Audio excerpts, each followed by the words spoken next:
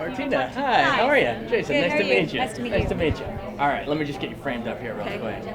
Probably sweating all my makeup. Wipe It's hot that. down there. You're just getting emotional, so you're just tearing up, you know what I mean? It's like an onion. All right, cool. All right, we're here with Martina McBride. This is so awesome. She's going to be emceeing tonight. Why, when they say, hey, we're honoring Keith Urban, what, you got to come out. I mean, when do you remember when he first came on the scene? It's just, I mean, he's just been so prolific. It's been like 20 years. Just talk about his, his place in country music.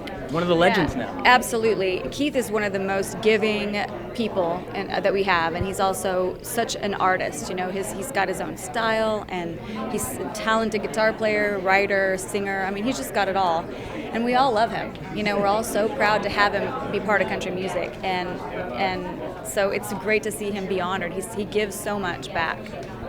You give back too. I mean, I know they already asked you a lot over there about the music licensing rights and all that sort of stuff. But you're also a huge advocate for domestic violence too, right? I love how you give back, and I mean, Independence Day is probably the domestic violence song. But is it a little weird to you that it's sort of been co-opted as sort of a patriotic anthem, but in a way, because the chorus could be, but just remind our listeners why, with a real message of that song, and why you continue to advocate for that cause. Well, Independence Day is a song that's written from the viewpoint of a child who has gone through a domestic abuse situation at home. And in this particular story, her mother takes it upon herself to burn the house down. It's very ambiguous whether the husband is inside or not inside. So I personally believe that maybe he's not. But anyway, she had to get herself out of that situation for her and her child. And when I first heard it, I just was so moved by, first of all, how well the song is written. Gretchen Peters wrote that song all by herself, and it's just a beautiful example of songwriting at its best and storytelling.